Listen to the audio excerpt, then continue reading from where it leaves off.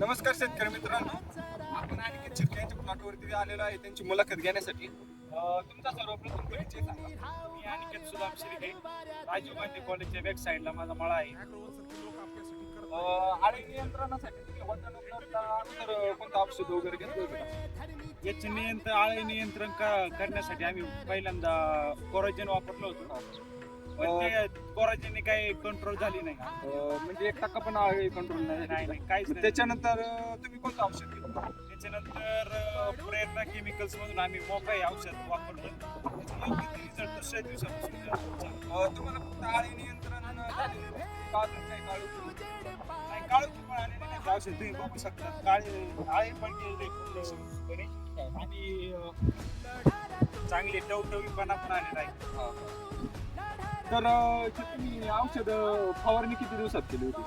फवारणी आता परवा दिवशी आणलं होतं ती मोकळी औषध आणलं आणि चांगला काही त्याचा रिझल्ट चांगला आलेला. चांगलं आहे.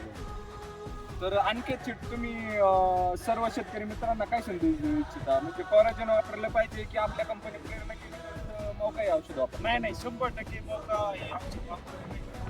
कारण की कोराजेनने काही एवढं कारण मोका हे औषध वापरल्यामुळे वाटाण्याला काळोखी पण आलेली आहे आणि त्याची फुलं पण चांगली झालेली आहे.